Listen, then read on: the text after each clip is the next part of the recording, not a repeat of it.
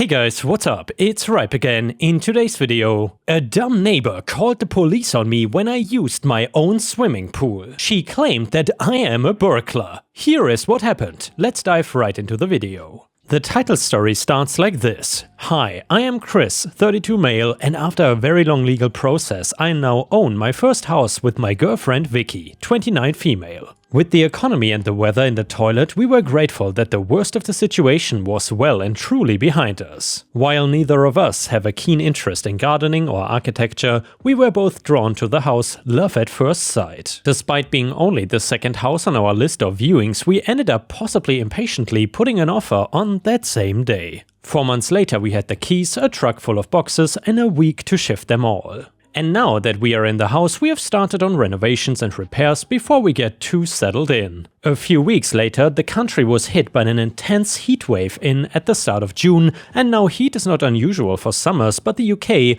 is also not known for its temperature spikes or air conditioning, so we were melting at this point. Luckily, we were saved by our new swimming pool, a difficult add-on when we had to increase our mortgage offer to afford this place, but it was feeling very worth it now. Anyway, Vicky and I decided to take a break from the renovations and had a dip in the pool. We meant it to only be a short break, but we couldn't bring ourselves to get out of it. We had been so busy since we moved in that we had not even met all our neighbors yet, not properly unless you count the occasional wave when we are putting the bins out. Not enough, I mean, that we were comfortable or friendly with anyone, which made what happened next really surprising. We heard our creaky garden gate swing open and the older woman from next door walked up to us. She was somewhere between her 40s and 50s, though dressed for a much younger appearance, and I found out later on that she was called Karen. So then Karen walked up to us, click-clacking from her high-heeled sandals, and said, "Excuse me, what are you kids doing in my pool?" looking over the rim of her fashionable sunglasses. My girlfriend and I shared curious and confused glances. I initially treated it as a joke, saying that we were looking for somewhere to cool off for a bit and that we didn't take up too much room if we could stay. She scoffed at me annoyed and I realized she was serious. "Go cool off elsewhere, you're trespassing here," she said again. Seeing the situation turn downhill very fast, I stopped joking around and explained that we actually owned the house, assuming they must have seen us before in the weeks since we moved in. Karen, on the other hand, belligerently refused to accept that we owned the house. She kept repeating the same sentence, her same command,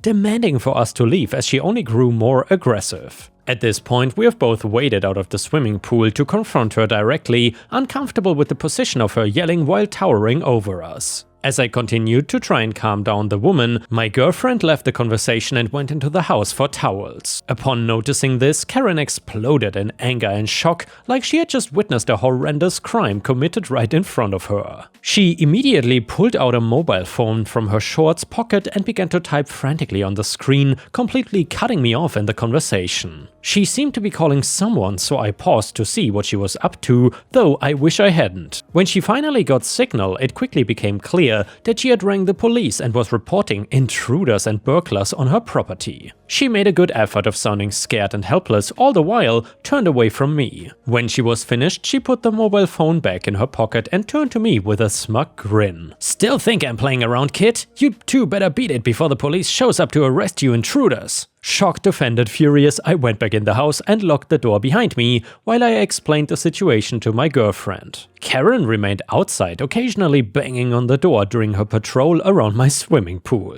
She kept this up until we had a knock at the front door. Karen must have heard it as well, as she quickly darted out the garden gate and around the house. As I opened the door, I found Karen already engaged with the policeman, running her mouth at 1,000 words a second. I could see that he tried to keep up with his little notepad, but gave up after the first minute. He turned to acknowledge my appearance, but Karen didn't stop talking, her favorite words being intruders and arrest. After she did pipe down, I thought I would be given a chance to speak fairly, though Karen cut in and talked over me whenever I contradicted her version of events. To prove that we were not intruders, I found the deed to the house and the proof of purchase documents, which the policeman flickered through diligently while Karen disregarded them as fake. After a few more minutes, he handed it back and wished me a good day before steadily making his way back to the car. Karen followed behind him, cursing in outrage that he refused to do anything about these intruders. She even stood in front of his car when he tried to politely ignore her, which caused him to warn her off, else get into trouble herself. When he had driven away, Karen turned her attention back to me, promising that she wouldn't give up and would sue me if she had to. Of course I didn't want that, but I also didn't want to give up my swimming pool and garden to a crazy neighbor. While the Karen situation seemed to pass quietly, I still suffered a lot of stress and sleeplessness over the next few days while I thought about her threats of raising a lawsuit. The woman herself, while being crazy and potentially dangerous, did not worry me so much as a very expensive legal battle. With the house only recently bought, we had no money to back us up in a fight and we didn't want to lose to bankruptcy, all for a stupid issue like this. Following some advice, I went to get some legal counseling from a friend's lawyer who recommended that we go on the offensive with a cease and desist letter. A warning to hopefully put her actions into perspective. I was very paranoid the first day after it was sent, and then more days passed. I assumed she had read it, yet I heard nothing from her, and while it was a relief, it was also worrying that she might be plotting something quietly instead. This discomfort continued into next week when I attended a neighborhood council meeting with my girlfriend. Karen was not there, which prompted other neighbors to ask about what happened, the gossip having spread all over the neighborhood since the police visited us. We told them our story and was very surprised to hear that other people had similar encounters with her spanning back decades to when she moved into the area. It did not paint a very good picture of her character, but it did give me the final push into taking action. The next morning, I met with the lawyer to file charges against Karen, now assured that she would not leave us alone unless we made her. After some kind donations from friends and family members, we can now afford the lawsuit to meet Karen in court. To our relief, her lack of evidence and the multiple character witnesses against her made for a fairly short trial. While we couldn't stick her with charges for harassment, she was sentenced for filing a false police report, criminal trespass and perjury. The judge imposed a £10,000 fine as well as 100 hours of community service, which we were more than happy with, assuming it really did deter future cases of her crappy, entitled behavior. And yeah, ripe stars, I really hope that this Karen now leaves OP alone, because I would not wish such an entitled and awful neighbor even on my worst enemy. Either way, if you still enjoy the stories about entitled neighbors, then please don't forget to like the video and maybe post some star emojis in the comments if you want to support me. Thank you so much, and the next one is titled, Should I remove my wig to accommodate a coworker's sensory perception issues? I am a middle-aged woman with hair loss. It's not alopecia, it's caused by my hypothyroidism, but I've been told it's technically not considered medical hair loss. This is important because I wear wigs like all the time,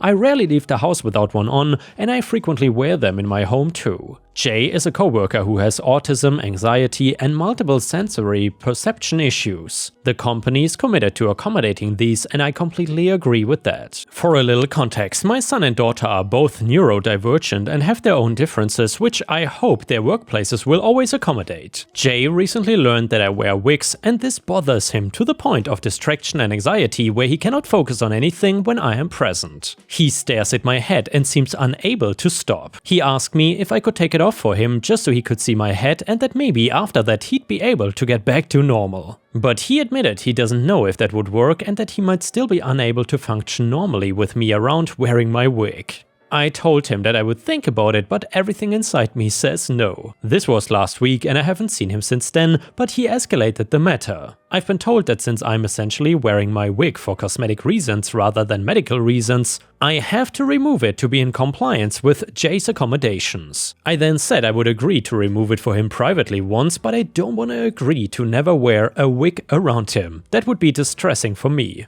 This matter was reviewed for a day before I received a response this morning. Essentially, I've now been told that this is only my vanity and I need to get on board with accommodating Jay's very real issues, even if that means going wigless at work. I don't know what to do. Should I contact Jay about it personally?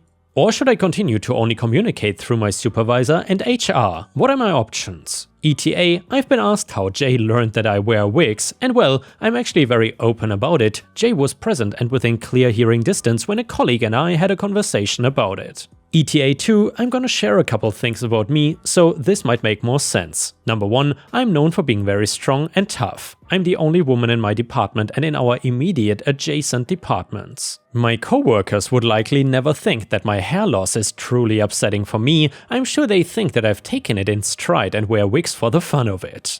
Number 2, everyone knows my son is autistic and I care very deeply about the challenges autistic people face. A few years ago I helped a former coworker who also has autism fight for accommodations regarding the mask issues. So, being that I'm perceived as tough but also quite sympathetic towards the needs of autistic people, I'm sure they all thought that I would immediately agree to whatever would make Jay comfortable. So Reddit, am I the a-hole here? And yeah, Ripe Stars, let me know what you think about this one in the comments. Is OP really the a-hole or not? Comment number 1 on Reddit said, "Are you kidding me? This is absolutely ridiculous and I cannot even imagine how it got out of hand like this. First of all, you need to find your backbone. Why would you agree to such an intimate act with a coworker? Secondly, you need to get another opinion on if this is a medical issue. It's clearly a medical issue regardless of what is considered. It should still fall under the ADA. I'd get counsel on this immediately. An employment lawyer, call the ADA, call your doctor, escalate to HR, I don't know. Start Googling and make phone calls. That's the place to take a stand. Most importantly, your job is way off base dealing with your autistic coworker. This is in no way something covered by his disability. This is honestly completely unacceptable. The level of unacceptable and flat out comedic this situation has risen to is Michael Scott level. OP, none of this is okay. You're not going crazy, but you're going to have to stand up for yourself. Comment number 2, I vote no. I wear wigs. I don't have hair loss, but I feel more comfortable with them rather than wearing my own hair.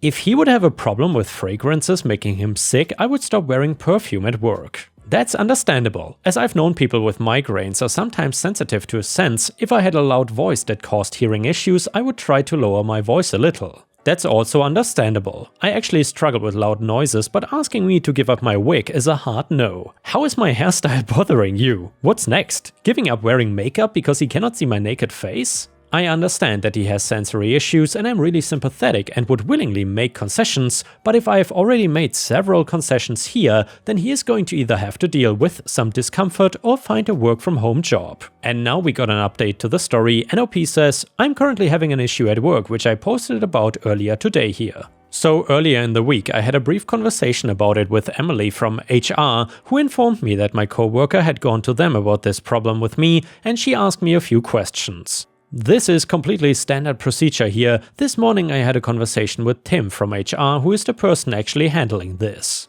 Just now I received a message from Emily. She said she wants to call me to talk about it off the record. This may seem self-explanatory, but I'm trying to understand the motivation here. Is it off the record for her protection or for mine? Should I even take her call? Another update to the story. OP says, Emily is in HR temporarily while someone else, Alicia, is on maternity leave. Number 3, I decided to take Emily's call but only listen. Emily said she was calling to tell me that when I replied to Tim's email, I can CC Alicia. She said that Alicia is checking her email regularly. I thanked her and we ended the call. The important point here is that Alicia is a black woman who herself wears wigs, and wigs are at the heart of the issue. So she may have a different take on all of this. And now a final update to the story. Additional HR people got involved and I've been told I will not have to remove my wig ever. Basically, after this issue was brought to the attention of someone else from HR, Alicia, who also wears wigs but is on maternity leave right now, a lot happened very quickly. I had a video chat with Alicia, Tim, the HR person who initially told me I would have to remove my wig, and one of their higher-ups in HR, as well as someone from legal. So, once the right people were alerted to what was happening, it was taken very seriously. I was assured in the video chat as well as via text and phone call with Alicia, in addition to multiple emails and documents, that I'll not be asked or required to remove my wig. Jay and I are not to have any further communication regarding this. We've both been instructed that if either of us attempts to discuss it with the other, we are to report it. So it is over. And yeah, Ripe Stars, I am really glad that OP stood up for herself and did not just let this get past her. This was obviously a ridiculous situation and no one should be required to remove their wig just because someone else feels uncomfortable. If you would have been in that situation, please let me know what you would have done. I'm very curious. And now let's move on to the next story. It starts like this. A little while ago, I bought a terraced house in a close-knit cul-de-sac. I bought it because I quite liked the horseshoe design of the buildings and it meant that there was a huge amount of space at the back. This was my third house and I don't think I've ever bought a house for practicality, purely because the architecture was very interesting. I once bought a top floor flat because it was practically all glass. Anyway, I ended up selling it and moving out because not only did it get ridiculous during the summer, but when it rained it was so damn loud. Then I moved into a house that was a converted church. I did not actually move into the church, which had been converted into a few luxury apartments, but into the building that used to be the church hall, or where the church hall used to stand. I later found out they actually knocked the old building down and built a whole new structure. But now I found myself in a horseshoe-shaped cul-de-sac and being forced into a close relationship with my neighbors. Because the front doors were so close together, you knew exactly when the people next door were going out or coming home. That was not too much of a problem for me. I did not mind the noise, but what I did mind was that one of my neighbors was a proper self-entitled Karen. For some reason, this Karen really liked my house and had wanted to buy it back when it was for sale. But I just got there quicker. She was not happy about that and would bring it up in conversation whenever possible. When I would go to take the bins out, she would be there smiling and waving at me. "Oh hey, good evening, did you know I was going to buy your house?" Or whenever I was doing the gardening, "Oh hey, pleasant afternoon by the way, I still want to buy your house if you ever feel like selling." I had literally just moved in. I would be hanging around the front door saying farewell to friends or family, and she would come out of the blue. "Oh hey, you must be OP's friends and family. Funny story, I was gonna buy this house before he beat me to it." To be honest, there was nothing malicious in the way she would tell people, at least I didn't detect any, and I used to be a detective. It was more like a funny anecdote that wasn't actually that funny, but the person with the anecdote has to make sure that the whole world has heard it. Like a Karen with a very tenuous story about a close encounter with a celebrity. But anyway, this went on for months and I was getting very tired of it, but I didn't want to seem rude. So I let Karen carry on with her unfunny anecdote about how she almost bought my house, though never elaborating on why she never did. To this day, I have no idea why she didn't buy the house, and what's more confusing is that all the houses in the cul-de-sac were the exact same. Another aspect to the story, and this one is really on me, is that I rarely ever lock my doors, even when I go out shopping. Sure, if I'm going to be away for most of the day, I will lock them up, but if I'm only gone for an hour or so, I won't even bother. I know what you're thinking, but what if you get robbed? Well, in my experience, if someone wants to rob your house, locking the doors is not gonna stop them. I can also tell you that it's very rare that you will end up getting robbed in the first place.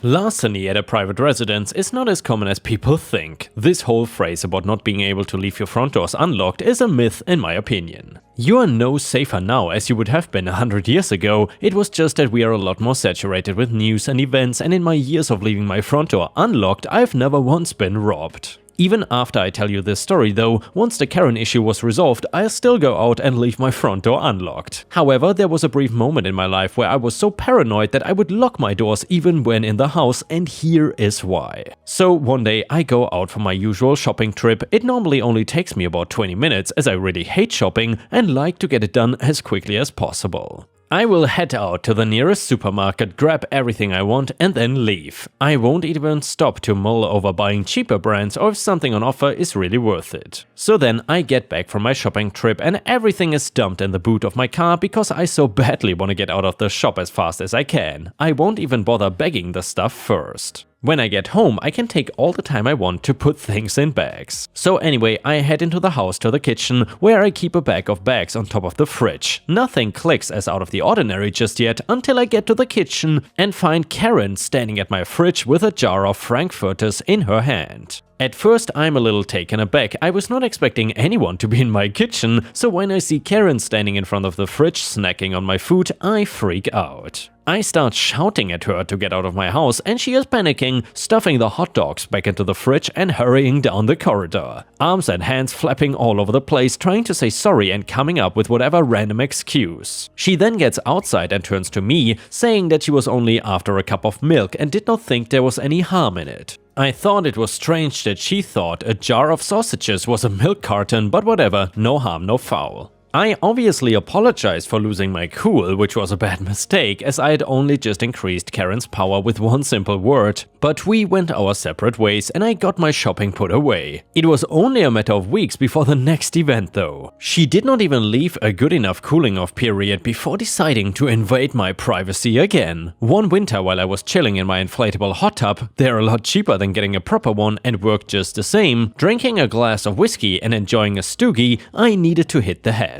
I know that there are going to be those of you that would say, just go in the hot tub, and all I have to say to you is, Ugh, gross, you grot bag. So I get out into the freezing air and run upstairs to use the toilet. Just as I flush the chain, I hear splashing and excited noises. I look out the window and down into my garden and I see Karen there with her son Kyle Jr. lazing in my hot tub. I was not happy, so I run downstairs, nearly slipping on a puddle in the kitchen, and start yelling at this woman and her son to get the hell out of my hot tub. I was less polite than before. This was the second time they had invaded my privacy. She was telling me to calm down. She thought it would be okay as we are all neighbors and all. Her son was telling me to chill, and I just get this overwhelming urge to slog Kyle Jr. in his silly bloated face. I tell Karen that it's generally considered good manners to ask first before helping yourself to someone else's hot tub. Eventually her and her son tiptoe over to the freezing concrete back to their house. How did they get into my garden in the first place? I know there's gonna be at least one person who's gonna ask. And well, they have a bloody gate. I've never noticed a gate before, I never thought to look. So the next day I hammer a plank of wood across that gate and seal it off for good. Karen was not happy about this, claiming that I had vandalized her property and that she was gonna call the police. To which I graciously told her that this fence was considered my property, just as the opposite fence was considered my neighbor's property, and that if she called my good friends at the station, she will most likely get charged with damage to personal property. At the same time, I can have her brought up on charges of trespassing. I had already given a refusal of entry, I was well within my rights. I think I must have struck a nerve bringing all this jargon and law into the conversation to denounce her, and like any wild animal, a Karen is mostly deadly when cornered. Karen was really out to get me now, and there were no rules she wasn't willing to break, no line she was not willing to cross. It was all the little things that she did to make my life difficult, but in ways that made it near impossible to prove it was her. When I went out, I would come back to find my door left wide open, but no sign that anyone had gone into the house. So I had to start locking my door finally. Which was annoying because it meant I had to remember to pick up my keys before I went out, and the number of times I locked myself out of the house was very frustrating. I would find my letters pulled out of the letterbox and strewn about the garden. I'm pretty sure there are crows out there that have lined their nest with my energy bill, which is fine, they can pay for it. I had to set up a PO box just to get my mail safely. The worst thing that Karen did, but I couldn't prove it, was that she punctured my inflatable hot tub, and it was a pretty big gash and the garden was flooded. Hers was too, which was a small amount of satisfaction, but now I had to fork out to get the hot tub fixed, and it's not cheap to patch a hole that size. I had spoken to a few buddies of mine that were lawyers, and they told me that I couldn't do anything unless I had proof it was her. It was very unlikely that a judge would even authorize a restraining order for her behavior, so I was stuck until I could catch her on CCTV, which was more money I had to fork out in the end, so I decided for the cheaper option and set up dummy cameras everywhere. That worked just as well, and I no longer ran into any more Karen sabotage. The war was far from over though. I did not know it at the time, but Karen had one more trick up her sleeve. Several months went by without an issue, and I thought things were finally over and Karen had learned to behave herself, but there was another issue. A Karen never learns. So I get back from a trip to the gym, and at this point I thought I was safe to leave my door unlocked once more, but how wrong I was I would find out very soon. So I get back from the gym, and just as I'm about to open the door, I can hear my TV. Someone was in my house watching my TV without a care that I could be home at any minute. At first I thought maybe it's a friend that came over, so I was out and settled in and waited for me. Most of my mates knew that I left my door unlocked and knew I would not mind too much if they let themselves in while they waited for me. It's pretty much the same for them, though I tend to message before letting myself in. Anyway, I head to the living room and see Karen and Kyle Jr. looking like pigs in poop. Karen sees me and starts going off at me almost immediately. She was clearly expecting this and she was ready, her phone in her hands and calling the police before I had the chance to say or do anything. She is there shouting down the phone for the police to come while Kyle Jr. is doing his utmost best to square up to me and manhandle me out of the house. I'm having none of it, and they clearly never realized that I was an ex-police officer. So then Kyle Jr. tried to force me out of my own home, so then I pull out some quick defensive techniques and have him in an arm lock before he realizes what's going on. Karen. Karen is screaming for real now, demanding that I let go of her son and all sorts of things. I tell her I want her out of my house first, but she is sticking to her guns, she has a plan and is completely convinced it's gonna work. The cops arrive at my house after Karen called them before things escalate way out of control and Karen is running up to them. She is demanding that I be arrested for trespassing on her property and harming her son. I've let him go at this point, but you would think I had broken his arm off by the way he was nursing it. I explained to the boys what was going on and they are looking a little dubious. Next thing I know, Karen is pulling out a property deed and on it was her name, not mine. She claimed that I was an intruder and a criminal that broke into her house. I am absolutely stunned, speechless, and no idea how this could have happened. There was no way the property belonged to Karen. I had gotten it from the estate agents and had attorneys run through the contract, surveyors estimate the value, and everything you can imagine.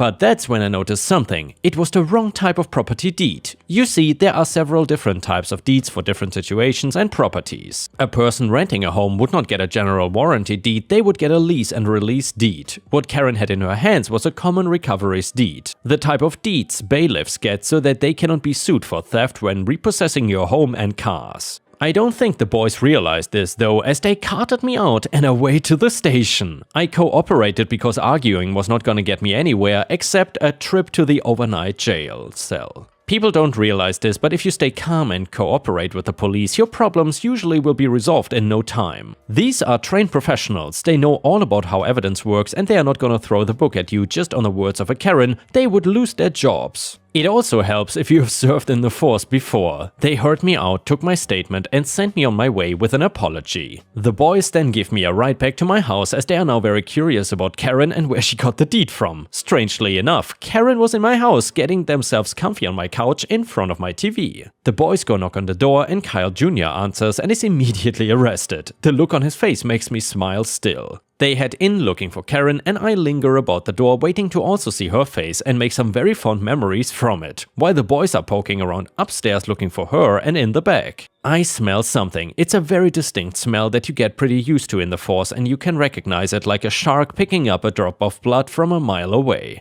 I inform the boys and we quickly realize the smell is coming from the basement. The stink of weed when they opened the door was enough to get anyone high off second-degree contact. When the cops went into the basement, Karen must have been so surprised and what followed was a lot of shouting and arguing. Eventually they brought Karen out in handcuffs and an ever-present cloud of weed smoke around her head and eyes more bloodshot than I'd ever seen. Next thing I know, there are several police vans pulling up and teams of our boys in blue bringing up bush after bush after bush after bush. Karen and Kyle Jr. had turned their basement into a hydroponics farm. My guess is that they wanted to expand their little farm into my basement as well, which was why she so badly wanted to have my home. Turns out she had been harassing her other neighbor on the other side as well. Karen and Kyle Jr. ended up going away for a very long time. Not only for the growing of weed in their basement, but the forged deed they pulled out earned them even more time behind bars. I can safely say that the cul-de-sac has become a very pleasant place to live without Karen on the street, and I can go out, leave my doors unlocked if I wish, without any more threats to finding some random stranger helping themselves to my snacks and my home entertainment setup.